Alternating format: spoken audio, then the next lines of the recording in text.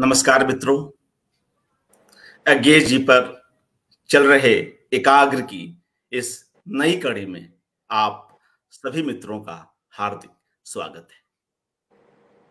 साथियों, जीवन और साहित्य दोनों में हमेशा बेहतरी की ओर मुखातिब एक अदीब का नाम है शीनकाफ निजाम।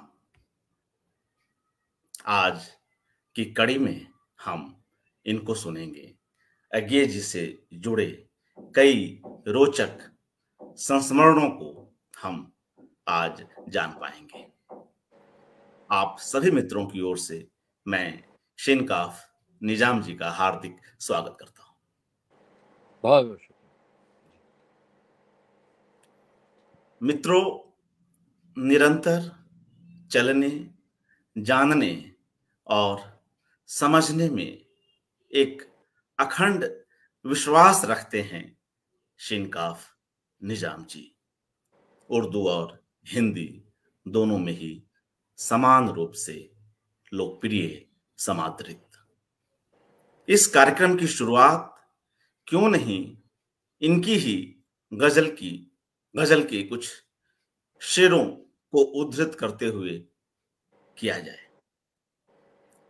शीनकाफ लिखते हैं, मेरे अल्फाज में असर रख दे, सीपियां हैं तो फिर गुहर रख दे, मंजिलें भर दे आंख में उसकी, उसके पैरों में फिर सफर रख दे।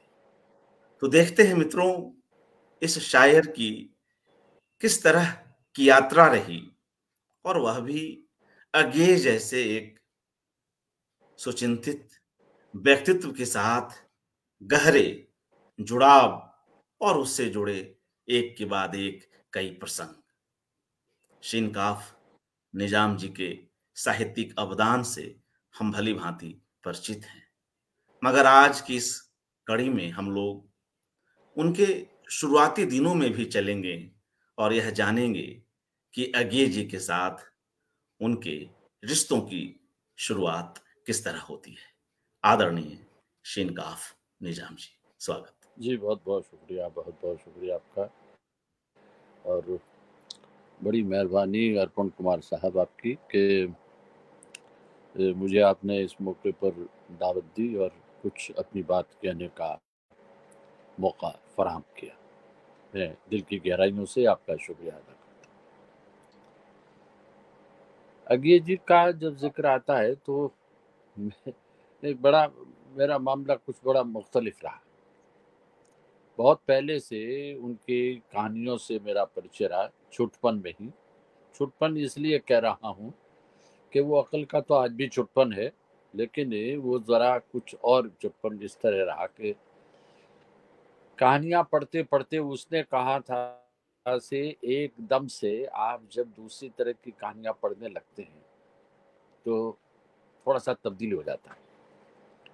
मैं जिस जगह पैदा हुआ यानी जोधपुर राजस्थान में, तो यहाँ का माहौल जो था मेरे शहर का, तो बड़ा अजीब माहौल इस मानों में है। आज की तारीख में लोगों को, मुझे तो आज भी बहुत अच्छा लगता है और उस वक्त भी अच्छा लगा था कि हमारे यहाँ 3 ज़बानें, भाषाएं, हिंदी, उर्दू और राजस्थानी बोली जाती रही, और सबके बीच में एक ऐसा रिश्ता बना रहा, तख्लीकी रचनात्मक रिश्ता बना रहा सबके बीच में। तो सबसे पहले मुझे हिंदी के पाठकों ने, जो मुझसे बहुत सीनियर थे, अज्ञेय जी से मेरा तारुफ कराया, मतलब उनके लेखन से उनका परिचय कराया। वक्त गुजरता गया और 70-71 में जब बादशाह जी यहाँ आ गए, उस वक्त यहाँ नामवर सिंह जी भी थे और भी कई लोग। लैंग्वेजेस का डिपार्टमेंट जो खुल गया था यूनिवर्सिटी जोधपुर में, तो कुछ ऐसा, मैं इसे दुष्प्रचार तो नहीं कहूँगा, लेकिन कुछ ऐसा कहा गया कि हम लोग, यानी खास तौर से मैं तो उर्दू के थे, तो पहले ये बताया गया कि वो उर्दू से नफरत करते हैं। फिर ये बताया गया कि काफ़ी चुप्पे हैं, वो बहुत खामोश रहते हैं, लोगों से मिलते नहीं, मर्दुम बेजार आदमी हैं वगैरह वगैरह, जिस तरह की जिससे कि कोई उनके पास न जाए। तो मैं भी उनमें शामिल था। वैसे भी हमें क्या सरोकार, हम तो वात्स्यायन जी को एक राइटर के रूप में पढ़ रहे थे, हमें क्या लेना देना। उसी ज़माने में 71 में जब नंदकिशोर आचार्य जी साहब, जो हमारे बहुत पुराने दोस्त रहे उसी ज़माने से, तो वो आते और वात्स्यायन जी से मिलने के लिए यहाँ जोधपुर में उनके पास जाते। एक आध बार उन्होंने कहा भी इशारतन, तो हमने, हमारी कोई दिलचस्पी थी नहीं, वो भी वाकिफ थे यहाँ के माहौल से। तो बहरहाल किस्सा होता है, वो यहाँ रहे भी और हमारी उनसे कोई भेंट नहीं हुई।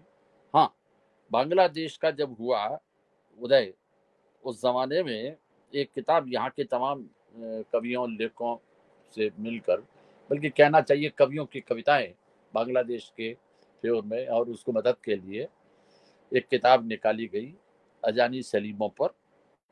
तो उसमें वात्स्यायन जी आए थे और उस किताब के उद्घाटन में शरीक हुए थे, और बस देख लिया उनको एक बार।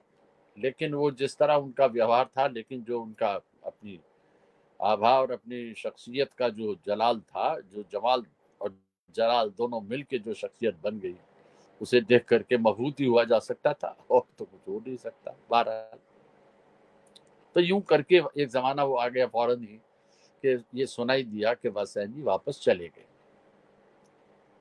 जमाना गुजर गया, लेकिन अब एक बार ऐसा हुआ कि यहाँ बीएड कॉलेज में जोधपुर के, जहाँ उनका भाषण था, दोस्तों ने कहा यार उनसे नंदकिशोर जी से कहो कि उनका कविता पाठ हमारे पास, हमारे शहर में रखा जाए। अब ये बड़ा मुश्किल मरहला यूं था कि मैं तो किस मुंह से कहता, मेरा तो कोई परिचय भी नहीं था। लेकिन बहरहाल यूं करते करते सारी बातें मैंने, ओम थानवी जी ने जो अपनी किताब लिखी है अपने अपने अज्ञे 2 हिस्सों में, उसमें मेरा ये सारा मेरे सारे संस्मरण उसमें दर्ज हैं। अब मैं जब उनके करीब गया हूं तो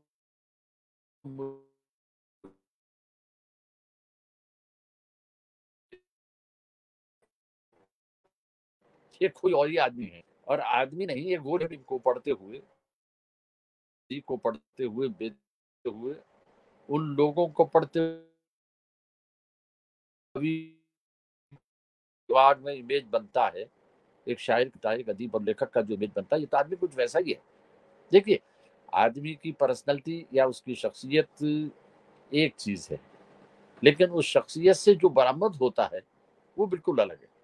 इसी दरमियान मैंने नदी के द्वीप, शेखर एक जीवनी वगैरह, ये जैसा मैंने कहा पहले से पढ़ रखा था मैंने, उनकी कहानियाँ, छोड़ी हुई पगडंडियाँ वाला वो 2 वॉल्यूम का जो राजपाल ने छपा, वो भी पढ़ रखा था। क्योंकि जैसा मैंने बताया आपसे कि हमारे यहाँ हिंदी, उर्दू, राजस्थानी के बीच में दुराव नहीं था। अगर दुराव था तो स्क्रिप्ट का दुराव था कि उर्दू स्क्रिप्ट यहाँ के लोग बहुत कम जानते थे। लेकिन हिंदी के हवाले से उस वक़्त हिंदी में भी बहुत कुछ आ चुका था, वो उर्दू का साहित्य, तो उसे वो पढ़ के लुत्फ़अंदोज़ रहते थे। अब जब यहाँ से पहली बार उनका शिविर, रसल निधि का शिविर जब था, उसमें मुझे भी शिरकत करने का मौका। अब ऐसी बहुत सी बातें हैं जो इस वक्त और यहाँ शेयर करना वैसे मुनासिब नहीं मानता कि उसमें एक तरह की निंदा हो जाती है किसी की। और वात्स्यायन जी को स्मरण करते हुए अब मैं भी अपनी उम्र के उस मोड़ पर हूँ कि जब उन्हें पर निंदा में रस नहीं आता था, तो मैं परिंदा में रस क्यों लूं। लेकिन एक बात मैं आपसे कहूं कि मैंने अपनी जिंदगी में ऐसी वजीह शख्सियत नहीं देखी, और शायद होती भी नहीं, बिरले ही होते हैं ऐसे लोग। क्योंकि वो जो कहते हैं, और हम लोग भी ये मानते हैं, उर्दू के लोग भी, कि आदमी को छिपा कर बताना ही हुस्न है। इसलिए जब हम ये कहते हैं कि हुस्न जो है, और जो हमारे उपनिषद वगैरह में भी लिखा गया है, वो यही लिखा गया कि तू अपनी रोशनी को यहाँ से बीच में से हटा ले, तो मैं तेरा दीदार कर लूँ। अब देखिए कि रोशनी को बीच में से हटा ले तो मैं, जिसका एक बड़ा मोटा सा उदाहरण ये समझिए कि अर्जुन कहते हैं गीता के 11वें अध्याय में कि अपना विराट रूप जो है वो आप हटा लीजिए ताकि मैं आपको देख सकूं। तो मतलब आप उसी रूप में आ जाइए। तो उस रूप में आने के लिए विराट रूप हटाना ज़रूरी है। तो ये अब उसे माया कहिए, कुछ भी कहिए, तो ये सारा का सारा उस शख्सियत के अंदर था। उसकी एकमात्र वजह शायद ये रही हो कि एक तो वो कि वो दूसरों से हमदर्दी नहीं चाहते थे। वो ना हमदर्दी जताते थे, ना उन्हें हमदर्दी चाहिए थी। अपना-अपना दुःख है, अपना-अपना आदमी को उठाना पड़ेगा। शायद ऐसा कुछ रहा होगा उनका। ये और दूसरा ये कि वो अंदर से बहुत ही नर्म पाया मैंने उन्हें। जब मैं उनके यहाँ क़याम करने लगा, दिल्ली अक्सर मैं जाता रहा और कई-कई दिनों तक उनके, जैसा मैंने उसमें अपने संस्मरण में लिखा भी है कि नंदकिशोर जी का उस घर में वही था जो एक बेटे का सम्मान या बेटे का जो मकाम होता है, और मेरा आप बेटे के दोस्त की तरह उनकी मौजूदगी में भी, यानी नंदकिशोर जी थे भी और वो नहीं है तो भी, मेरा मकाम उस घर में वही बना रहा जहाँ वात्स्यन जी रहते थे। वही प्रेम बना रहा, वही प्यार बना रहा, वही दुलार बना रहा। और मेरी कई गुस्ताखी जिनका ज़िक्र एक आध का मैं अभी आगे करूँगा, तो वो भी मेरे को काबिल माफ़ी था। मतलब ये गुस्ताखी मेरा हक, यानी ये एक तरह समझिए कि मैं भी उनका पुत्रवत ही रहा, पुत्र ही रहा एक तरह से। मेरे जब जोधपुर वापस लौट के आए वो अपने 2-3 प्रोग्रामों में, तो मेरे पिताजी, माताजी से, घर पर भी सब लोगों से उनका वही बर्ताव रहा। तो अफ़सोस सिर्फ़ ये रहा कि वो 3 साल, 2 वर्ष, 2.5 वर्ष जो भी वक़्फ़ा था, उस वक़्फ़े में उनसे मुलाकात नहीं हो सकी, उसका अफ़सोस रहा। वो फ़ारसी में एक शेर है कि आज जब मैं तुम्हारे प्यार में प्रेम और प्यार प्यास में बंध गया हूँ, तो अब मैं ये अफ़सोस कर रहा हूँ कि अब वो ज़माना जब मैं तुमसे दूर रहा। तो बहरहाल, ये एक उनका था। अब आप देखेंगे कि मैं जो ये कह रहा था कि उनके अंदर जो नरमी थी वो, उनका एक माली काम करता था, दोधल नाम था शायद, अगर मेरा हाफ़िज़ा दुरुस्त है तो।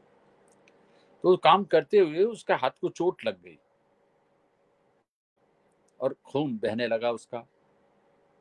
वात्स्यन जी दौड़ के उसके पास गए, उसे देखा, अंदर लाए, उसकी मरहम पट्टी की और थोड़ी देर बाद जब ड्राइवर आया तो हम दोनों उस आदमी के लिए एंटीबायोटिक और पट्टी और सोफ्रामाइसिन क्रीम वगैरह लेने के लिए बंगाली मार्केट तक गए और वहाँ से लेके उसका 3-4 दिन उसकी बड़ी सेवा उन्होंने, खुद ही उसकी बैंडेज करते रहे। और तो ये एक पहलू ये भी जो सामने आता ही नहीं। लेकिन इसको सामने न आने देने में भी हमारे दोस्तों का, बल्कि मेरे दोस्तों का कम, वात्स्यन जी के खुद के करीब रहने वाले लोगों का रोल ज़्यादा रहा। क्योंकि पता नहीं, किसी को कहते हैं कि अल्लाह वास्ते का बैर, उर्दू में एक मुहावरा है कि अल्लाह वास्ते का बैर। तो ये अल्लाह वास्ते का बैर था जिसे वो अपनी विचारधारा का बैर बताते थे। वरना वो तो खुद वही उसी से सेम जगह से बरामद हो रहे थे विचारों से। लेकिन अब अपना-अपना ख़्याल। एक बात और बताऊँ आपको कि उनके बारे में जो उनके एलिट और आभिजात्य और शरफ़ और वो लोगों से दूर रहने वाली बातें जो कही गई। मैं उनके साथ यात्रा पहली बार कर रहा था लखनऊ शिविर में। तो एक तो ये कि पहली बार मैं कुछ खौफ़ज़दा भी था, कुछ दूरी भी थी, कुछ मेरा पहले से जो प्रीऑक्युपाइड माइंड में उनका जो तस्वुर वग़ैरह-वग़ैरह जो कुछ था, उनका इमेज, वो सब साथ था मेरे। और हम गाड़ी में सफ़र कर रहे, तो किसी से शायद कानपुर, शायद, क्योंकि हम गोमती से चले थे, ऐसा मुझे याद पड़ता है। तो गोमती पर सब लोग चाय पीने, कानपुर में सभी लोग चाय पीने के लिए उतरे। मैं भी उतर गया, वात्स्यन जी वहीं बैठे रहे। मैं ज़रा, चूँकि मैंने जैसा कहा ना कि उर्दू का माहौल का आदमी और ज़हन में भी उर्दू ही रहा, तो बाद मैंने सोचा ये तो बड़ी निहायत बदतमीज़ी है कि हमारा बुज़ुर्ग, हमारा भई-ख़ाँ, हमारा मोहसिन तो अंदर बैठा रहे और हम लोग चाय ससुरते रहें। तो मैंने पूछा इला जी से, आचार्य जी से, मैंने कहा ये चाय वात्स्यन जी के लिए, क्या नहीं, वो नहीं पिएंगे। लेकिन साहब हमारा अपना, हमारी तहज़ीब भी, जैसे तरबियत याफ़्ता का मामला है था ना, तो हमारी तहज़ीब कुछ और कहती है। मैं उस सिकोरे में चाय लेके, लोगों को लगता है ना कि ये बात मैं ख़ास तौर से आपको ये मैंने उस संस्मरण नहीं आई है, इसमें अर्ज़ करना चाहता हूँ। तो वो चाय का कुल्हड़ जो स्टेशन प्लेटफ़ॉर्म पर मिला, वही चाय लेकर के मैं अंदर आ गया, कमरे में, केबिन में, और आके उनकी तरफ बढ़ाया। मैंने कहा साहब चाय। तो उन्होंने मेरी तरफ देखा।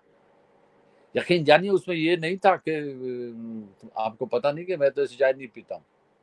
अच्छा, अल्लाह गवाह है कि मेरे मन में ये भी नहीं था कि मैं उनका कोई इम्तिहान ले रहा हूँ कि देखूँ, ये आप भी चाहती है और ये जो सब बातें उनके बारे में बताई जाती है, कितने बहते मासूमियत में जो एक कॉमन हमारे अदब में होता है वही किया।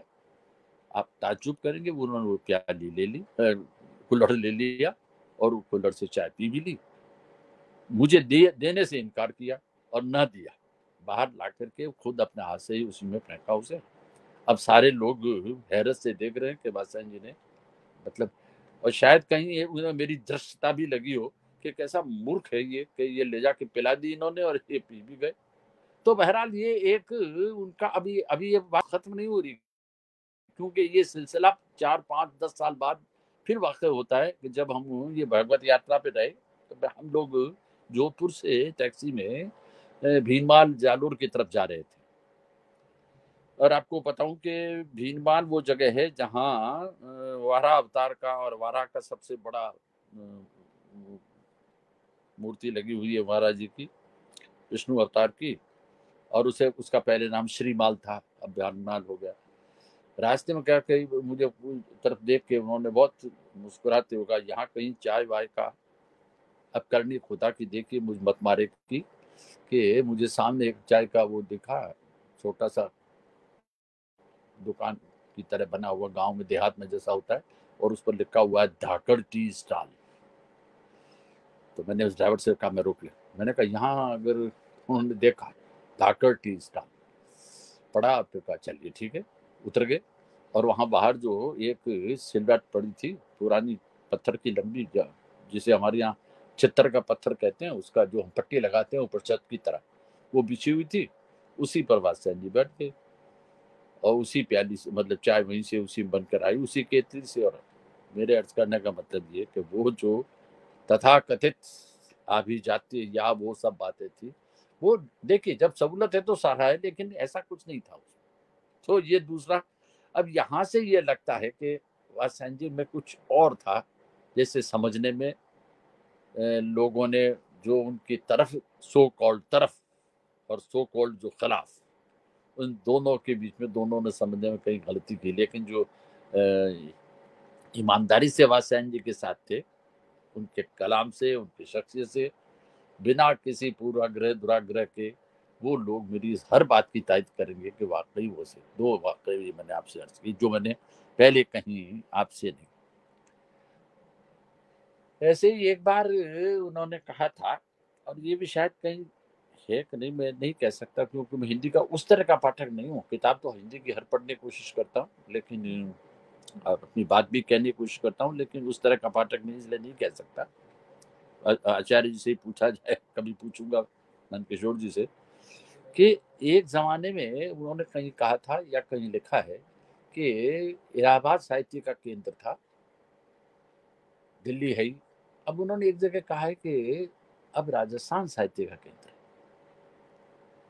अब राजस्थान से जयपुर और बीकानेर और जोधपुर, बीकानेर अव्वल क्योंकि नंदकिशोर जी वहाँ रहते थे और डॉक्टर छगन मोहता थे वहाँ, वहाँ का पूरा माहौल एक बिल्कुल वैसा था जोधपुर का माहौल। जोधपुर में हालांकि प्रगतिशील लेखकों की वजह से भी थोड़ा उन्हें कम पसंद किया जाता था, लेकिन वो लोग जो पहले से जिनका जिक्र मैंने किया, जिन्होंने मुझे सनर शवाल विफत का और अपने अपने अजनबी जैसी किताबें ला के पढ़ाई थी, वो लोगों की भी वाफर तादाद थी, और उसमें ऐसे में वो तमाम साजिशें जो उनके खिलाफ अक्सर हुआ करती थी वो कामयाब नहीं हो पाती थी। बहरहाल जो भी, तो एक बात और बताऊं आपसे, उनकी तरफ मैं आकर्षित क्यों रहा। देखिए, शख्सियत का मैंने जैसे कहा कि बहुत सुंदर हैं, बहुत जमाल और जलाल दोनों का आमेजिश है उनकी ज़िंदगी में, उनकी पर्सनैलिटी में। वो तो करता है कई लोगों को, मुझे भी किया होगा, लेकिन मैं आपको ईमानदारी से कह रहा हूँ कि उनके साहित्य को पढ़ते हुए और उनकी बातों को सुनते हुए लगा कि वो आत्म साक्षात्कार के कवि रहे। और आत्म साक्षात्कार कवि मुझे इसलिए पसंद है कि हमारे मिर्जा असदुल्ला खां गालिब मरहूम ने कहा था कि अपनी हस्ती ही से हो जो कुछ हो, आग ही गर नहीं गफलत ही सही। मैं उनकी इस बात का जबरदस्त कायल रहा हूँ और हूँ, उन्हीं का, उनके साथ तमाम मौलाना रूम का भी, हाफिज का भी, बेदिल का भी, वो जो कहते रहे हमेशा कि, इसलिए मुझे लगता है ये कि रविन्द्रनाथ टैगोर के बाद जब कोई नाम आता है तो उनका नाम क्यों आता है, हमारी प्रॉब्लम ये है। हमारे भी गोपीचंद नारंग साहब ने भी ये किताब गालिब के हवाले से लिखी है, तो लगता है कि सबने कहा था कि गालिब भारतीय शायर है। अच्छा, पर वो भारतीय शायर क्यों है? वरना तो ये फतवा है। आपने एक स्वीपिंग स्टेटमेंट दे दिया कि फला है, तो और लोगों ने मान लिया हाँ ठीक है। जैसे गालिब की आलोचना में डॉक्टर बिजनौरी का भी बड़ा मशहूर जुमला है, रुसवाए ज़माना ही कहिए उसे, जुमला है कि हिंदुस्तान ने 2 इल्हामी किताबें पैदा की, एक वेद मुक़द्दस और एक दीवान गालिब। अब ये बड़ा मुबालग़ामेज़ है और गैर आलोचक ही ये जुमला मानता हूँ मैं इसे। लेकिन बहरहाल है वो, पॉपुलर जुमला वही हो गया। तो वात्स्यायन जी के साथ ऐसा इसलिए कि वो अपनी आत्म साक्षात्कार के लिए आदमी को, अगर वो हम लोगों की ही तरह कहीं बैठे होते, गप लगाते होते और ये सब करते होते, तो शायद इतना वाफिर अदब तख्लीक ना होता। और अगर वो सोचते ना होते तो शायद मैं और आप जैसे लोग आज ये नहीं सोचते होते कि रविन्द्रनाथ टैगोर के बाद हम फौरन अगर एक नाम लेना चाहें तो किसको लें।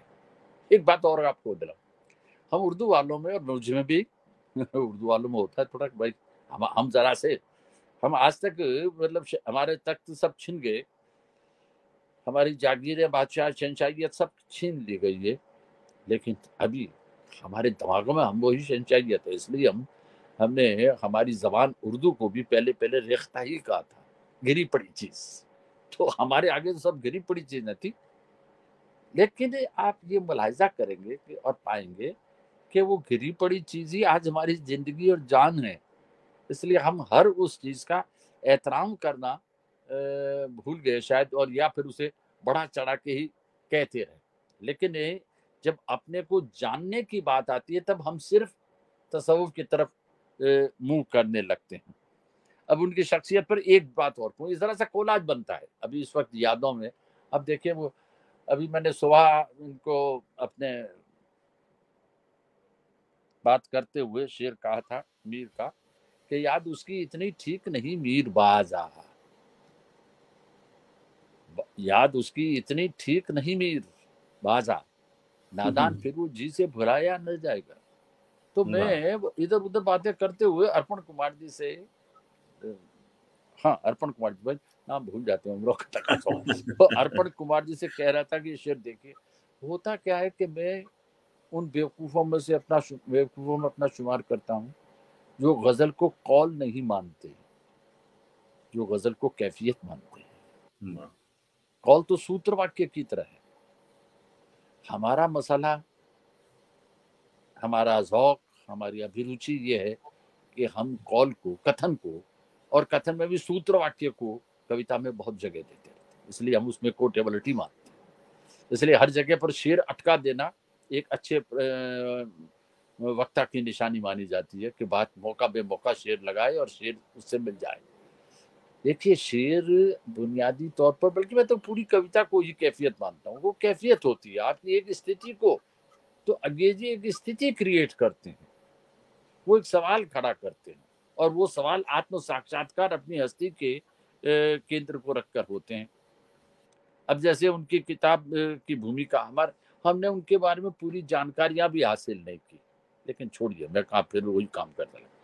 उनकी जो किताब थी प्रेजेस डेज़ेस एंड अदर पोएम्स, जिसकी भूमिका पंडित नेहरू ने लिखी और जिसका अभी हिंदी में तर्जुमा प्रिजन डेज के वो हमारे भाई नंदकिशोर आचार्य साहब ने किया, और जिसे रज़ा फाउंडेशन के उसने शाया किया, वो आपको कविताएँ पढ़िए। आपको लगता है कि ये कविता जो हिंदी में पहले कविता में माखनलाल चतुर्वेदी शायद इसलिए कि भाई अभी आप ठीक से नहीं, कैदी और कविता और वगैरह, मतलब वो इस तरह कैदी और कोयल और इस तरह की कुछ कविताएं लिखी जाती थी। आप देखिए उन कविताओं में क्या फर्क है। उसे आप पाश्चात्य न गिनिए, हो ये गया है कि हम पाश्चात्य से सारी चीजें ले रहे हैं, उस जमाने से हमारा ये मिजाज रहा है, लेकिन हमने उसमें बहुत सारी चीजें जो हमारे लिए कारामद होती हैं उन्हें लेते हुए इनकार करते हैं, इसे नाशुक्रापन कहते हैं। वात्स्यायन जी में ये नहीं था, वो उसको स्वीकार। आप देखिए उस ज़माने में ऐसा राइटर मुझे एक बताइए, जो कवि भी हो, उपन्यासकार भी हो, कहानीकार भी हो, जिसने संस्मरण और डायरियाँ भी लिखी हों, जिसने पत्रकारिता भी की हो। पंडित नेहरू का वो ग्रंथ भी तैयार किया, अभिनंदन ग्रंथ शायद वो भी तैयार किया उन्होंने। और इन सब के बावजूद अपने आप को उन सबसे आप तस्वुर तो कीजिए कि शेखर जीवनी लिखने वाला लेखक किस दौर से और किस मनस्थिति से, किस कैफियत से गुजर रहा था।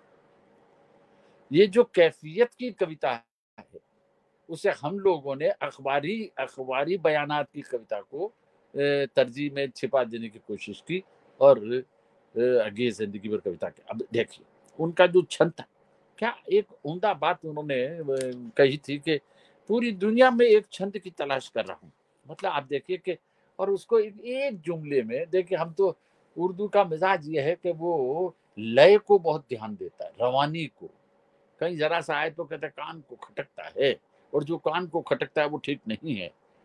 लेकिन उन्होंने एक बहुत अच्छी बात एक जगह कही थी, शायद मेरा ख्याल है बस अभी हाल ही में जो मैं उनकी किताब कुछ अरसे पहले नंद किशोर जी ने जो उनकी उद्धरण की किताब छापी है रजा फाउंडेशन में, वो पढ़ रहा था। उसमें एक जगह कहा है कि सर्वत्र एक रूपाकार की पहचान छंद की पहचान है। आप देखिए कि सर्वत्र सारा कुछ मिलकर के एक रूप बन जाए, एक रूपाकार हो, और ये छंद की पहचान। अब छंद के जो लघुई माने हैं, शाब्दिक अर्थ जो उसका है, छंद छा जाना, ये छा जाना जो है और उसमें एक ही रूपाकार की पहचान।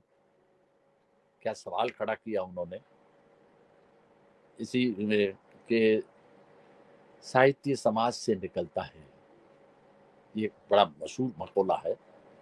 और मुझे बेसाख्ता जब ये पढ़ा कि साहित्य में से निकलता है, ये वात्स्यन जी ने कहा साहित्य समाज से निकलता है, वो तो ठीक है, लेकिन साहित्य से भी निकलता है। जैसे अगर रामायण वाल्मीकि नहीं है तो मानस कहाँ से? बहुत बड़ा कॉन्ट्रीब्यूशन।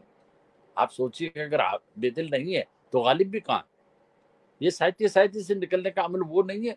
हमने समझने में गलती की, क्योंकि हमने एक ओरिजिनलिटी, एक मौलिकता का तस्वुर अपने पास में बना रखा है, और उससे हम बाहर निकलना चाहते भी नहीं, और हमने जो जान लिया वो अंतिम सत्य है, जबकि सत्य तो कभी अंतिम होता ही नहीं। तथ्य भी अंतिम नहीं होता तो सत्य क्या अंतिम होता? फिर दूसरे वाला आके कहता है कि नहीं ये तथ्य यूं नहीं यूं है, सारा आपका किरा कमा हो गया, और जब कला ही कमा हो गया तो मैं क्या करूंगा? तो मेरी गुजारिश ये कि ऐसे उन्होंने कई लफ्जों पर उन्होंने लोगों को मुतवज्जह किया, विमोचन हुआ किताब का। हम भी कहते रहे, लेकिन हमारे यहाँ दो लफ्ज थे, हम रूनुमाई भी कहते थे और कहते हैं अभी भी, रस्म इजरा भी कहते हैं। लेकिन अब विमोचन बड़ा, मुझे क्षमा करें, लेकिन मुझे अच्छा नहीं लग रहा था। लेकिन मैं कौन? फिर मुझे एक दिन दिल्ली ही में पता चला कि वात्स्यायन जी ने उसके लिए क्या सुंदर और क्या खूबसूरत लफ्ज दिया है, और वह लोकार्पण।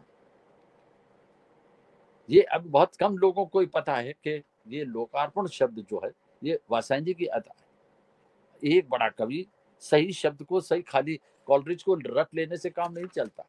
लेकिन आप देखें कि किस तरह, इसी तरह आप देखें कि एक वाक़ा सुनाता।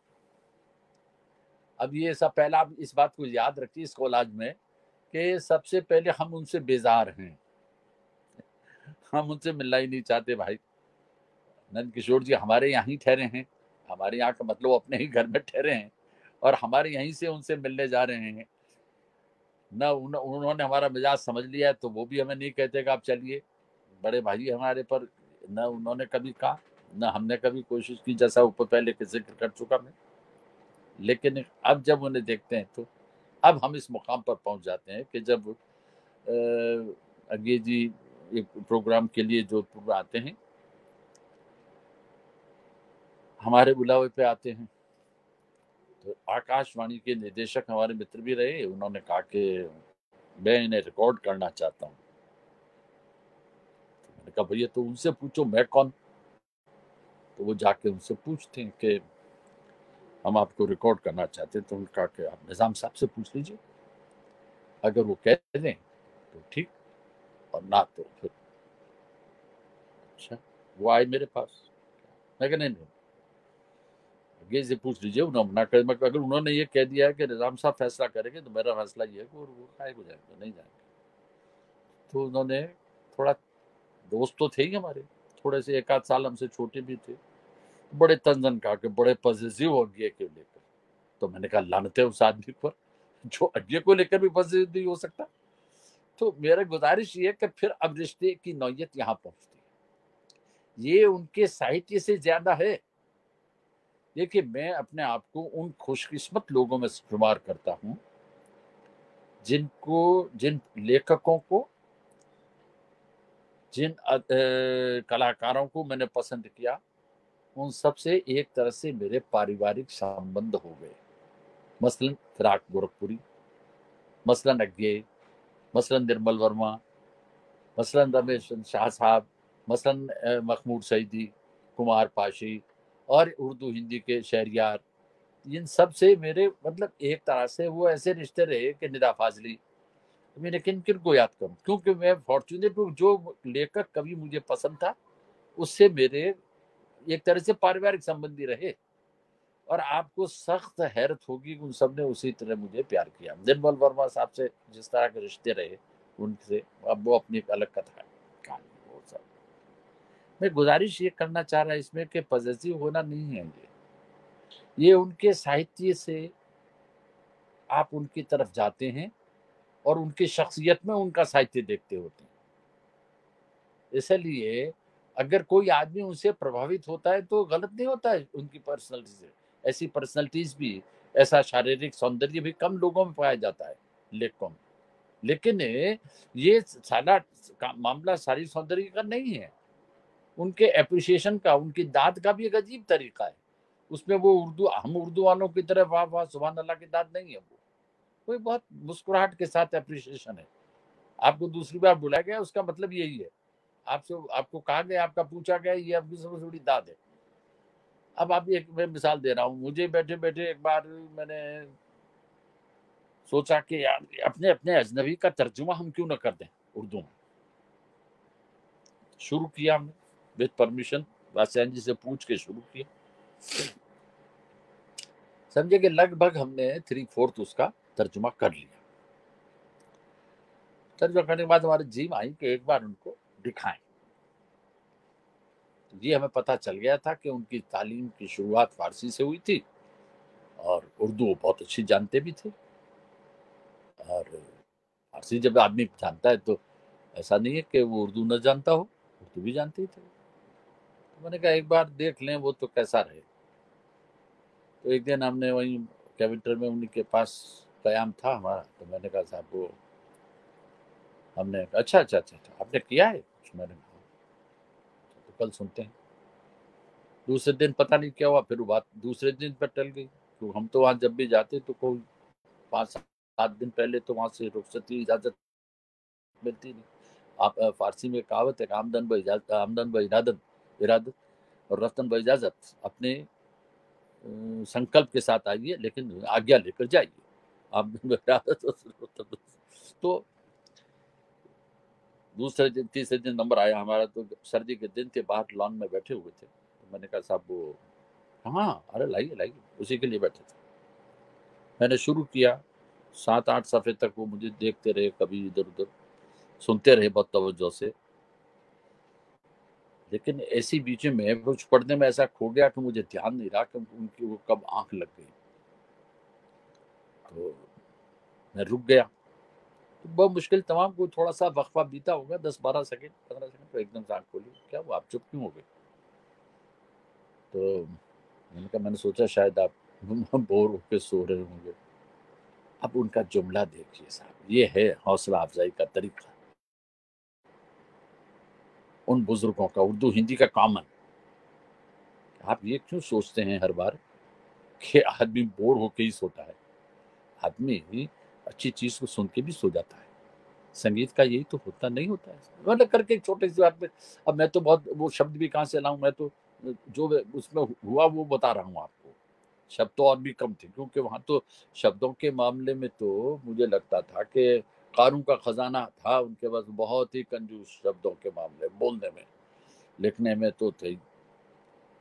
बहरहाल वात्स्यायन जी के मामले में 2 बातें और आपको अंत में कहना चाहता हूँ, आपसे शेयर करना चाहता हूँ, और वो ऐसे कि उनका लेखन पर्सनैलिटी से कैसे निकल के आता है, ये सिर्फ़ पढ़ा जाता था। एलियट को, पाउड को, डब्ल्यू.एच. ऑर्डन को, गालिब को, उनके खुतूत देखिए, कोई शब्द ऐसा नहीं है कि हीरे की तरह जड़ा हुआ शब्द। मैं अभी उन पर ये गालिब के खतूत पर काम कर रहा था, तो गालिब के दीवान के साथ-साथ उसके खतूत पढ़ते-पढ़ते मुझे एकदम से ख़्याल आया, मैंने कहा ये कुछ खतूत तो मैंने मौलाना आज़ाद के खतूत गुबार खातिर के पढ़े, वो भी साथ में रखा। इसी बीच मुझे ख़्याल आया कि एकेडमी ने हमारे विश्वनाथ प्रसाद तिवारी साहब ने और इधर शायद पालीवाल साहब ने नंदकिशोर जी के नाम और अंग्रेज जी के खतूत, दोनों के दरमियान के खतूत, या कुछ खतूत मेरे नाम भी जो उनके मेरे पास थे, मैंने पढ़े। मुझे लगता है कि ऐसा लग रहा है कि वो जिसे गालिब के लिए कहा गया ना कि वो खत को बातचीत बना देते हैं, वार्तालाप बना देते हैं, मुकालमा बना देते हैं, वैसे ही वात्स्यायन जी मुकालमा बनाते हुए आपको पूरा एहसास हो जाता है कि कौन सी बात वो ठीक कहते हैं। फिर एक बार भाषा का प्रयोग में देखिए जो उनके खतूत की रोशनी में है, लेकिन रमेश चंद्र शाह साहब के साथ मैं नंदकिशोर आचार्य साहब वहीं कैवेंटर में उनके पास ठहरे हुए थे। रमेश जी ने वादा किया कि हम आएंगे, इंतजार कर रहे थे हम लोग खाने पर उनका, पर रमेश शाह साहब तो हमारे उस्ताद रमेश जी हैं, आए नहीं। तो वात्स्यायन जी ने फ़ोन किया, जहाँ वो पता नहीं कहाँ थे, तो वहाँ जहाँ उन्होंने फ़ोन किया तो पता लगा कि तो उन्होंने कुछ बताया होगा। अब वात्स्यायन जी ने तब तो आप आए। अब ये तब तो आप आए, अब देखिए सबको आदमी लगे मामूली बात है, क्या है इसमें, ऐसा क्या है, पर अब उसके साथ जो सारी कहानी जुड़ी हुई है, इसीलिए कहते हैं, उनका ये कहना बिल्कुल ठीक है कि आज का कवि अपनी कविता को ही ठीक से नहीं पढ़ पाता, तो दूसरों की कविता क्या पढ़ेगा। और आज का पोस्ट मॉडर्न क्रिटिक जो है, आज का माबाद जदीद, यानी क्या कहिए उत्तर आधुनिक आलोचक और उत्तर आधुनिकता, सारा जोर पढ़ने पर सर्फ करते हैं। वो कहते करत ही सब कुछ है, रीडिंग, क्लोज रीडिंग, इसलिए रीडर ओरिएंटेड क्रिटिसिज्म हो गया ना। तो आप देखें कि अब तो आप आए, सवाल हम तो भाई माफ कीजिए, हम फारसी के हवाले से भी और संस्कृत के हवाले से भी, जैसा मैंने उपनिषद का हवाला दिया कि तू अपनी रोशनी बीच में से हटा ले, रोशनी हटे तो मैं तुझे देखूं, तेरा नूर देख सकूं, तेरा प्रकाश देख सकूं। और फिर अल्लाह की, ईश्वर की रोशनी जो है वो तो नर्म होती है, गर्म नहीं होती। शंकर की 2 आंखें गर्म नहीं है, तीसरी ही आंख गर्म है। तो जलाल और जमाल हमेशा जुड़ा रहता है। बहरकैफ शाह साहब के साथ ये कहा गया, शाह साहब के साथ भी कई संस्मरण जुड़े हुए हैं उनके। एक बार ऐसा हुआ कि कोई हफ्ता भर हम लोग, शाह साहब और मैं, कैवेंट्री में एक ही हफ्ते में रहे। तो शाह साहब हमारे बहुत ही मोहतरम और बड़े इज्जत के और बड़े काबिल कद्र लेखक ही नहीं है, मेरे तो प्रिय लेखकों में तो हैं ही वो, इसीलिए उनका जिक्र कर रहा हूँ इतना। आचार्य जी हैं, वो हैं निर्मल जी, बारह। और ये सब मैं अपने शेर को धन्यवाद देना चाहूँगा, उसका शुक्रगुजार हूँ शेर का, कि इस शेर ने मुझे ये बताया कि जो ज़र्रा जिस जगह है वहीं आफ्ताब है, कोई तासुब नहीं होना चाहिए। उर्फी का एक शेर है कि आरिफ हमज इस्लाम खराब बस हमज कुफ्र, परवाना चराग़ हरम उद्दैर न दानत, यानी परवाना जो होता है वो ये नहीं देखता है कि या मस्जिद का है या मंदिर का है, मंदिर का दिया है, मस्जिद रोशनी को देख के लपकता है। तो हमारी तरबियत में ये बात रही, और उसके लिए हम पूरे शहर के उन बुजुर्गों के शुक्रगुजार हैं जिन्होंने हमें ये सिखाया कि जहाँ भी रोशनी है वहाँ से ले लो, जहाँ से मिले तुम परवाने बने रहो तो फायदे में रहोगे। आज अब वात्स्यायन जी को कहाँ से याद करूँ, उनकी कविताएं कहाँ से याद करूँ, असाध्य वीणा को कहाँ करूँ, देवल सुनहरे शैवाल की कविताएं, और आखिर में जब उन्होंने अपनी सदा निरा का 2 जिल्दों में जब मुझे इनायत किया था, मुझे आज भी वो दिन याद है। तो एला जी से कहा कि देखिए, एक कवि को कविता देने में, कविता की पुस्तक देने में जो आनंद है, और फिर निज़ाम साहब का आगे जो कुछ मेरे लिए कहा, मुझे लगता है कि एक आशीर्वाद सबसे बड़ा किसी बड़े शायर का, किसी बड़े कवि का, अपने से छोटे तुच्छ, मैं अपने को तुच्छ ही मानता हूँ, और ये कोई नम्रतावश नहीं कह रहा हूँ, उनके कविता के आगे सरनगू होकर कह रहा हूँ। तो सबसे बड़ा दुआ और सबसे बड़ी आशीर्वाद और क्या हो सकता है, सबसे बड़ी दुआ है उनके लिए। आज मुझे ये मौका जो आपने अता किया, उसके लिए मैं दिल की गहराइयों से आपका शुक्रगुज़ार हूँ। और इसीलिए आप देखेंगे कि हमारे पास जो उनकी तस्वीर थी राजसाहब की, वो टीका-वीका भगवान को मानते नहीं थे। लेकिन हम तो ऐसे काफ़र मनश आदमी हैं कि हमारे वालिद तो बहुत मानते थे। तो हम ज़बरदस्ती उन्हें वो उस जगह ले गए जहाँ जो तुम एक मंदिर है एकलिंगनाथ का, वहाँ ले गए। उनके टीका-वीका लगा दिया।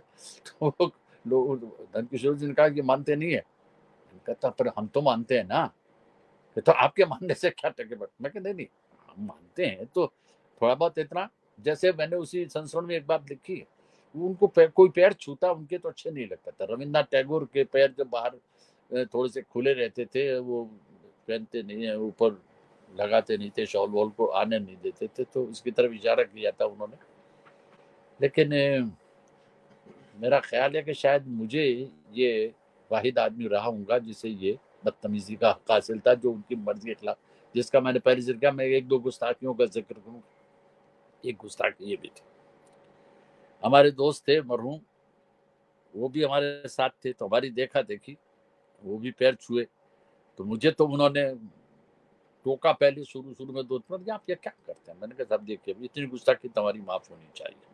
फिर हम थोड़े, जैसे हमारे यहाँ कहते हैं ना कि प्यार में आदमी थोड़ा सा बौरा भी जाता है, तो जो मर्जी आए वो बर्दाश्त कर लेते हैं अगला, कि चलो यार बच्चा है छोड़ दीजिए इसे, नादान समझ के माफ कर दिया गया। तो अब जब उन्होंने पैर छुए तो वात्स्यायन जी ने थोड़ा सा मुस्कुराते हुए मेरी तरफ देखा, देखिए आप अपना संप्रदाय बढ़ा रहे हैं। तो मेरी गुजारिश ये है कि उनको याद करने में आदमी इतना अब उनके इतने अच्छा मजा ये है कि मैं तो उनके आखिरी जमाने में मिला हूँ।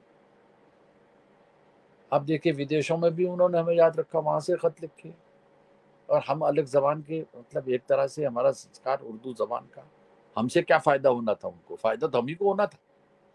कविता में कैसे करना है, हमारी प्रॉब्लम ये है, माफ कीजिए, कि हम एलियट, एजरा पाउंड और उनसे बड़े लोगों से, यहाँ तक कि आज ये रोला बार्थ वगैरह, इनसे सीखते हैं कि हमें कविता और साहित्य में क्या करना है। हम अपने कवि से सीखने को तैयार नहीं होते। क्या हमारा कवि क्या कर रहा है, जो बड़ा कवि हमारी जमीन का कवि है, वो चाहे किसी भाषा में लिख रहा है। तो ये हमारी अपनी कमजोरी जिसे मैं दूर करना से उम्मीद करते हैं कि हमारी नस्लें, आने वाली नस्लें हमसे भी सीखे, हमारे उन बुजुर्गों से सीखें कि जिन जिन लोगों ने हमें, हमारे लिए कविता को सुलभ बनाया, हमें कविता कहने का हुनर नहीं सिखाया, हमें कविता को जीने का और कविता में जीने का और कविता से जीने का हुनर सिखाया। लेकिन ये है कि हम भूल गए, वो हुनर हमसे कहीं गुम हो गया है।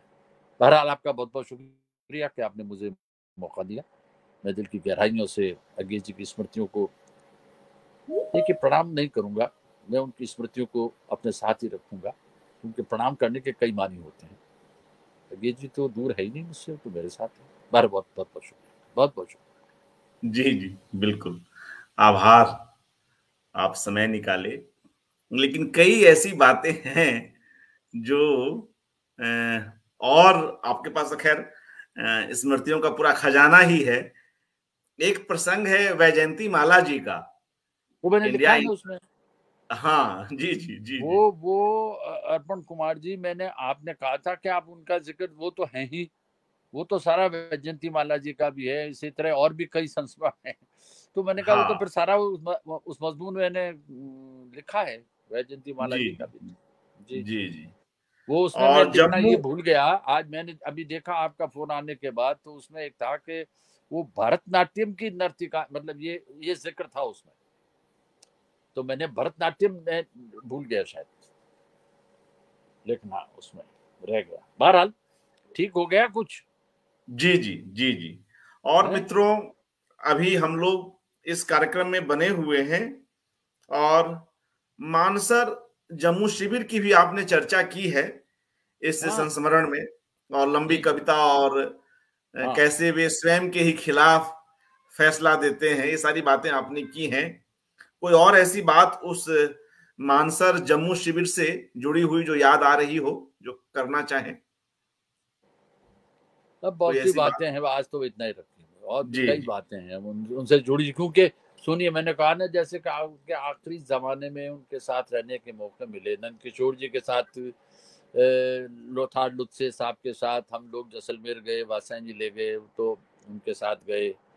उनके विनोद प्रियता के भी, उनके हाजिर जवाबी के भी तो कई वाक़ात हैं। अब उन सभी का ज़िक्र तो एक साथ, कुछ तो ये है कि मेरी गलती रही और कुछ हालात साज़गार नहीं रहे कि पूरा मौका नहीं मिला कि उन सभी को एक जगह जमा कर लूँ। खुद बोलते वक़्त जब इधर-उधर हो जाता है आदमी, तो लगता है कि यादें भी साथ नहीं छोड़ती। फिर एक साथ कई चित्र आपकी स्मृतियों में आते आते जाते रहते हैं। अब जैसे जैसलमेर गए, तो उस वक़्त जो पाकिस्तान की कैफ़ियत थी, 1 अप्रैल का दिन था। मैं और आचार्य जी, वहाँ सर्दी थी लेकिन धूप अप्रैल में भी, तो हम बाहर धूप के में खड़े थे। तो वात्स्यायन जी आए कि आपको कुछ पता है? बेनज़ीर भुट्टो वापस प्राइम मिनिस्टर हो गई हैं पाकिस्तान की। हम एकदम से चौंके कि कैसे होगा? कल तक तो ये था, आज एक ही दिन में, मतलब अभी भी सिर्फ 4-5 घंटों में हम जोधपुर पहुंचे कल, और आज की रात गई है, और खासी देर बाद पता चला कि आज 1 अप्रैल है। तो अप्रैल फूल बना दिया हम दोनों को। तो ऐसे और भी छोटे मोटे बहुत सारे। तो जैसे एक जगह मैंने कहा, मैं आपके आगे झूठ थोड़े बोलूंगा। तो क्या, मैंने तो सोचा कि आप मेरे साथ तो झूठ बोल ही सकते हैं। अब ये छोटे छोटे वाक़ात हैं, इन सबको मैं ठीक से जमा कर लेता अगर वक्त रहता तो। बहरहाल अब अभी तो आज इतना ही रखिए। जी। देखते हैं और कभी और वक्त हो। जी बिल्कुल, और जो चित्र हैं उन पे भी कुछ हम चर्चा कर लेते हैं मित्रों। कुछ खास चित्र इस अवसर पर हमें शिनकाफ निजाम जी की ओर से प्राप्त हुए हैं, उन पे भी अ, चर्चा कर लेते हैं, क्योंकि वे चित्र बड़े महत्व के हैं और उसका एक खास समय संदर्भ है। तो उसके बारे में भी हम लोग स्वयं निजाम साहब से जान लेंगे तो अच्छा होगा। इसमें एक चित्र तो वही जिसका मैंने जिक्र किया कि मेरे पिताजी एकलिंगनाथ के मंदिर के बड़े पुजारी तो नहीं है, लेकिन वो उसके बड़े भक्त थे बंदर के। तो हम वात्स्यायन जी को ले गए जोधपुर वहाँ। तो वहाँ के लोगों ने और हम लोगों ने मिलकर के उनको, जोधपुर का सबसे बड़ा सम्मान ये है कि जो बाहर से आता है उसे साफा जरूर पहनाते हैं। तो जी वो साफा पहना के टीका विका, जिसका मैंने अभी जिक्र किया कि उन्होंने कहा कि भगवान में उनका विश्वास नहीं है। मैंने कहा न सके, हमारा तो है। तो बहरहाल एक चित्र शायद मैंने वो भेजा है आपको, बिल्कुल। जिसमें वो साफा साफा उसे पहने हुए हैं, और तंज के साथ भी कि इन्होंने क्या किया देखिए। तो ये, जी हाँ, ये चित्र आप देखिए, ये मंदिर का जी पीछे घंटी वंटी भी आ गई है, और मुझे पकड़े हुए हैं कि देखा आपने मुझे साफा पहना दिया और ये सब कर दिया। तो ये भी तो तरह वो लिबर्टी के थोड़े, मतलब ऐसा नहीं था कि वो जैसा मैंने आगे अपनी सारी बातें कह चुका आपसे, और संस्मरण जो आगे अपने अपने आगे में मैंने लिखा है वो जी जी, बिल्कुल। ये वही चित्र है, ये वही चित्र है। हाँ, और इस अवसर पर ये दोनों चित्र होंगे। जी हाँ, और जी, यह इस चित्र के बारे में ये कुछ अगर वात्स्यायन ध्यान। जी का कविता पाठ था उनके 17वें जन्मदिन पर, जो हमने जोधपुर में रखा था, जिसका जी जिक्र मैंने अभी आपसे किया। पॉजिटिव वाला जिक्र जो मैंने किया वो इसी वक्त का जिक्र है। जी जी ओके। और यहीं पर जब उनका हाँ कविता पाठ करीब करीब खत्म हो गया था, जब वो स्वस्ति वाचन कर चुके थे, वो एक स्वस्ति वाचन वाली कविता पढ़ते थे ना, आपको शायद याद हो या आपने सुना हो। 12, तो उसके बाद मैंने जाकर सीधा माइक पे अनाउंस कर दिया कि अब हम चाहेंगे कि वात्स्यायन जी असाध्य वीणा सुनाए। लंबी कविता वाह। थी, सब घबराए हुए थे कि दिल की बीमारी का मामला है, और ये मतलब मुंह लगे का मतलब ये थोड़ी होता है। ये तो मतलब चिमगोइयाँ करते रहे लोग नीचे से। और आप ताज्जुब करेंगे, जो लोगों को कई बार ऐतराज हुआ ना कि विद्या निवास जी ने जब किताब निकाली थी, वो सीरीज में लिखा था लोकप्रिय, हिंदी के लोकप्रिय कवि अज्ञे, तो लोगों को बड़ा ताज्जुब हुआ कि अज्ञे लोकप्रिय कैसे हुए। आपको ताज्जुब होगा कि जोधपुर का टाउन, लोग गवाह है, अभी लोग गवाह है, आप चाहें तो तस्दीक कर लीजिए, उस हॉल में पैर रखने को जगह नहीं थी जनाब, और उसकी कैपेसिटी 750 से ऊपर है। जी तो ये उस वक्त का चित्र है।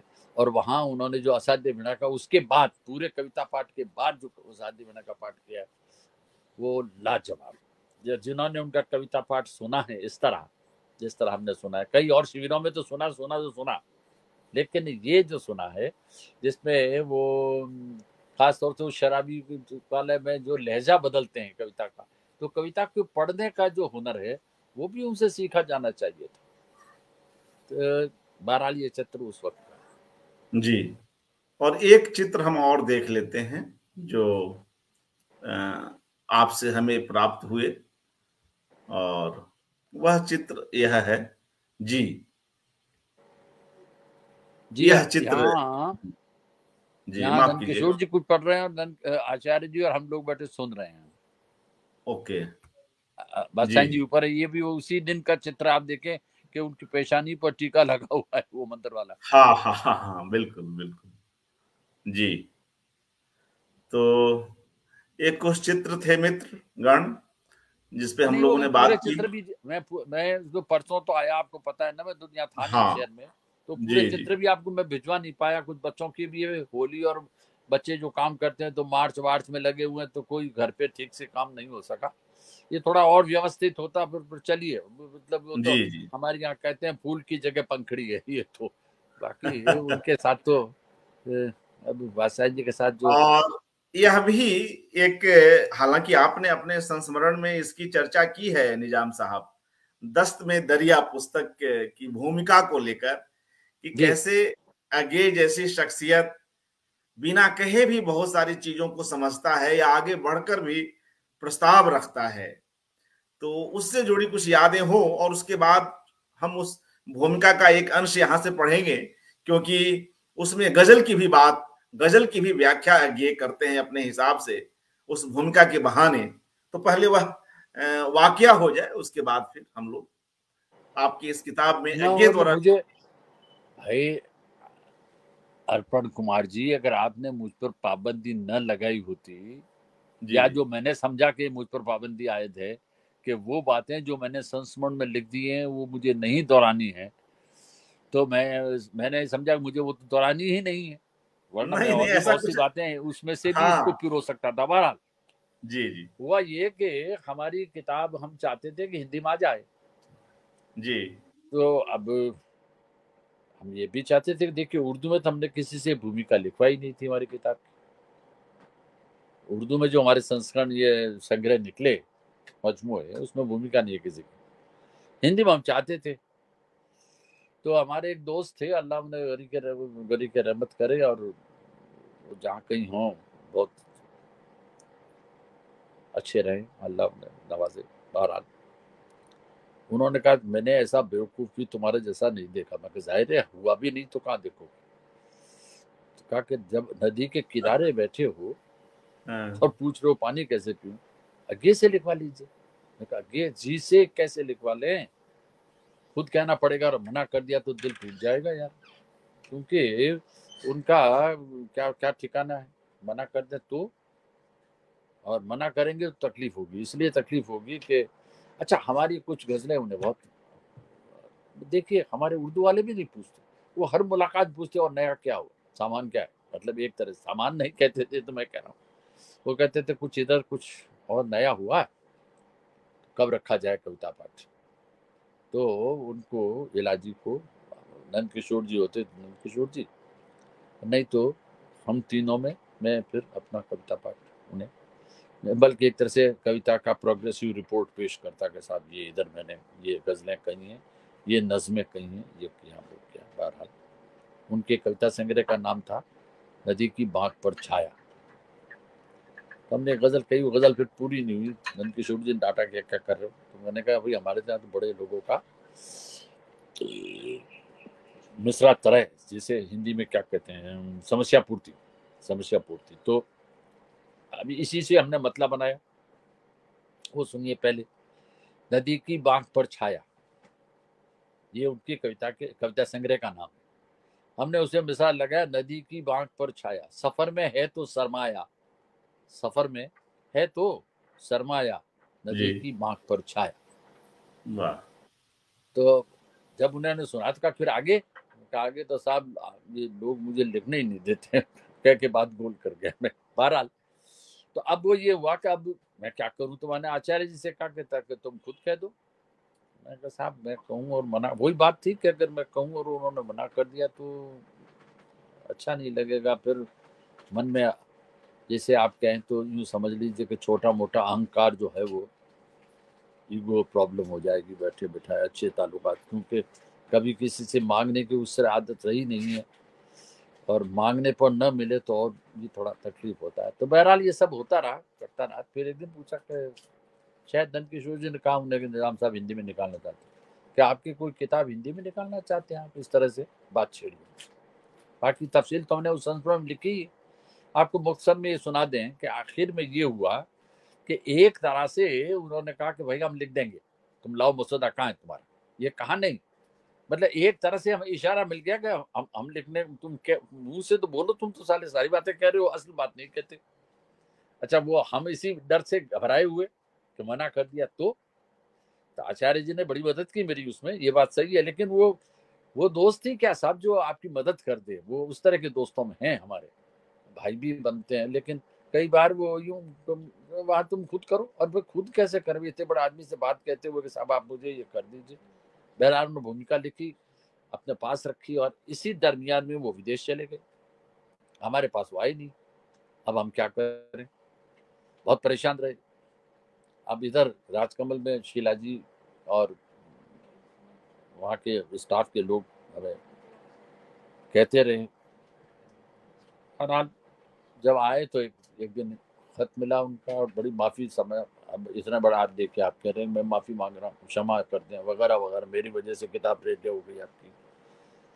वो पत्र अगर कभी मैं आप शाया करूँ तो पता नहीं क्या हो, लेकिन और भी लोगों को समझ में आ जाए कि किस शख्स की बात कर रहा हूँ और हमने किनको देखा है। फिराक साहब का तो एक बड़ा मशहूर शेर है कि आने वाली नस्लें तुम पर रश करेंगी हम असरो, जब ये उनको ध्यान पड़ेगा तुमने फिराक को देखा था। वाह। मेरा ये मसला है कि मैंने दोनों को देखा।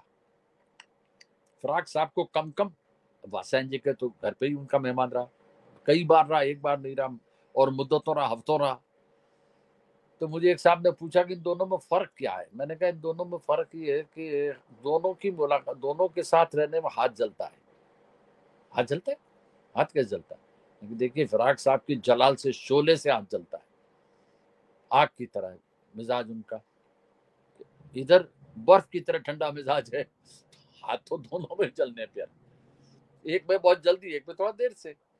लेकिन ये है कि उन्हें जिनसे उन्हें प्यार है, वो उनका इजहार भी उसी तरह का है। तो मेरी गुजारिश ये है कि फिर 10 की तरह भूमिका भी आई। हमने कहा हम चाहते हैं कि ये इसको रिलीज भी आपसे हो जाए। अभी वो नहीं हो सका बहुत कुछ। ये सारी तफसील हमने उसमें अपने अपने एग्गे में लिखी है इसमें। जी जी बिल्कुल। जी आप पाएंगे मैं। कि, लेकिन आप देखिए ना कि किसी आदमी से मिलने के लिए, मतलब उसने कहा कि आज आप मेरे यहाँ आएंगे, उन्होंने वादा कर लिया। मैं और नंदकिशोर जो दिवाली के रोज एंड धनतेरस जिस दिन होती है उस दिन हम लोग दिल्ली में तलाश कर रहे हैं उनका घर। बादशाह जी खुद पूछ रहे हैं। तो ये बात छोड़ दीजिए, बिल्कुल आपको ऐसा लगेगा कि इनके बारे में जो कुछ सुना झूठ था, जो कुछ भी देखा, जो देखा है वो सच्चाई है, सब झूठ झूठ। उनके आसपास एक झूठ की इतनी मोटी चादर है कि उसमें से, उस चादर को काट करके उसमें से सत्य बरामद करना बड़ा मुश्किल है, और ये हम सच्चाई कह रहे जी जी। हैं। छोड़े, मैं ये मित्रों बताइए। उस भूमिका को, अगेत जी द्वारा लिखी उस भूमिका के एक दो अंश यहाँ पर पढ़ लेता हूँ।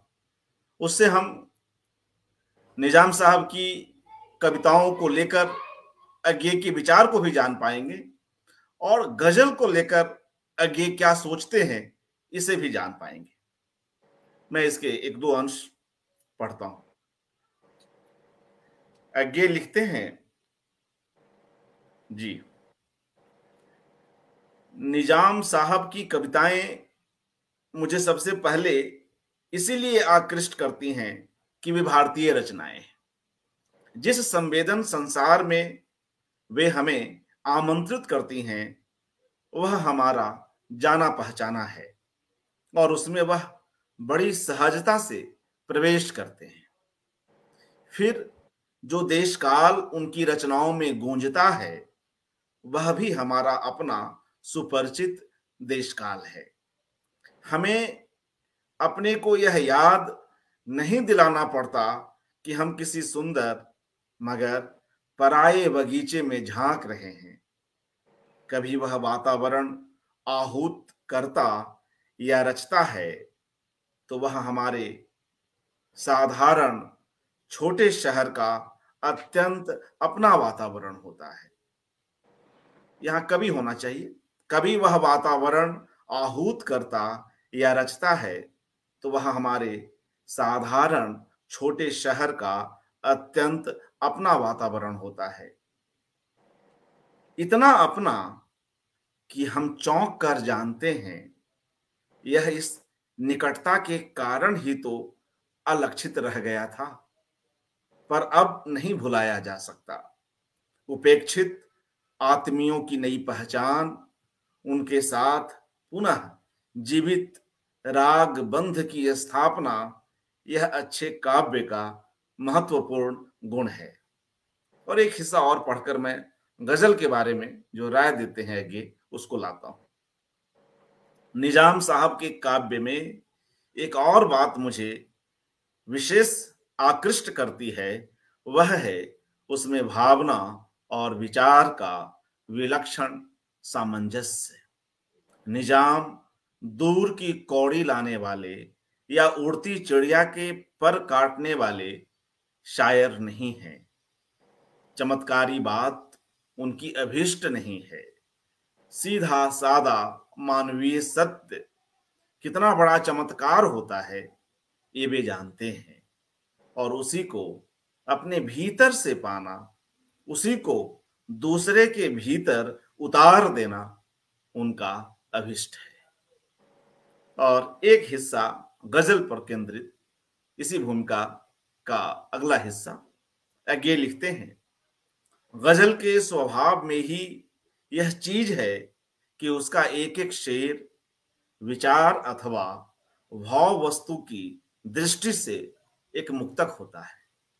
लय अथवा तुक इन मुक्तकों को श्रृंखलित करती चलती है। एक और लय तथा तुक के सहारे यह सीढ़ी दर सीढ़ी काव्य यात्रा की प्रतीति, दूसरी ओर मुक्तक की अलग अलग फुलवारियों में सैर करने का अनुभव, गजल का यही विशेष आकर्षण है।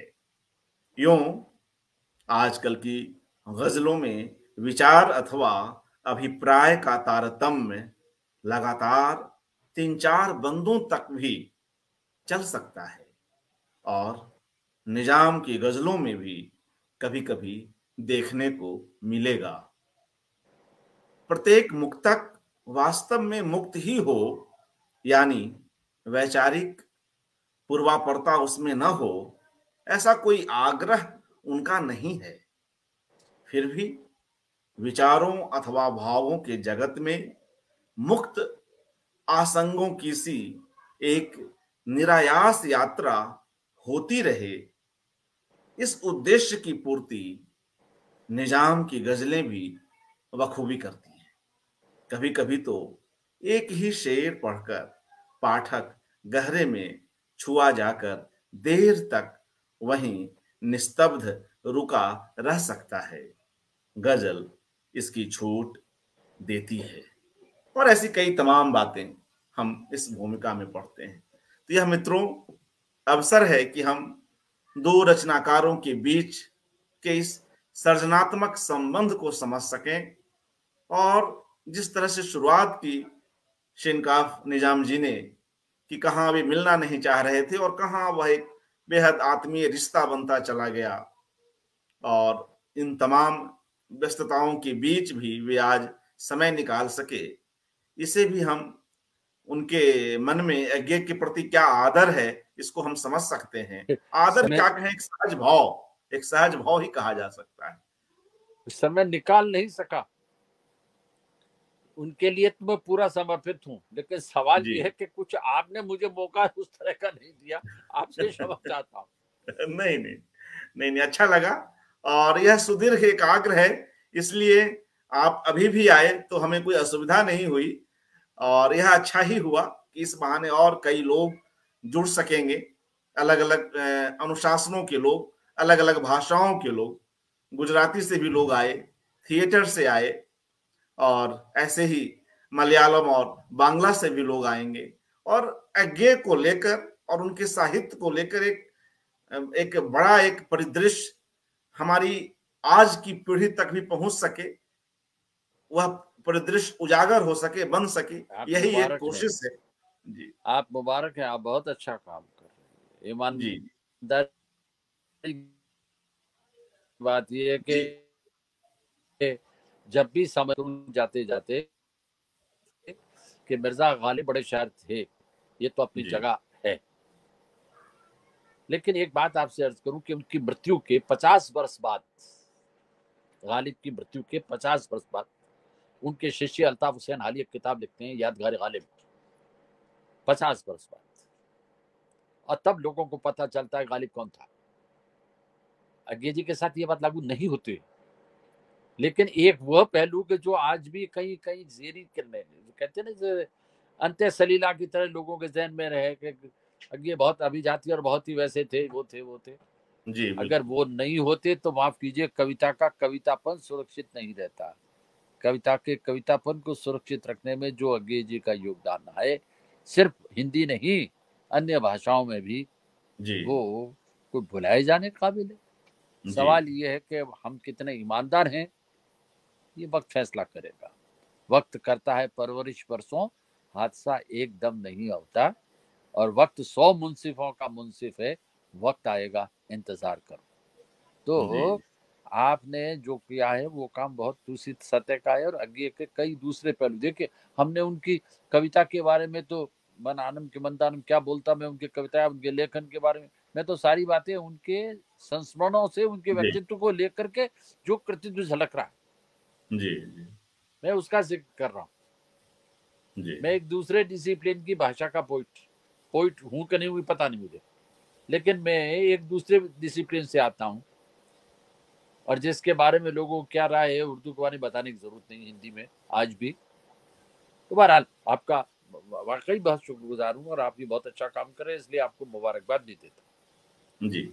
हार्दिक आभार तमाम मित्रों का जो जुड़े हुए बहुत रहे, बहुत शुक्रिया, और बहुत एक बहुत बार पुनः धन्यवाद शिनकाफ निजाम साहब का। मित्रों, यह एकाग्र जारी है, और आज रात्रि 8:30 बजे हम लोग सुरेश ऋतुपर्ण जी को सुनेंगे, और उनके वक्तव्य में हम जैनेन्द्र, अज्ञे और प्रेमचंद, इनसे जुड़े कई प्रसंगों को भी और कई अनौपचारिक प्रसंगों को भी जान सकेंगे। एक बार पुनः मिलते हैं रात्रि 8:30 बजे। सभी का शुक्रिया। शुक्रिया।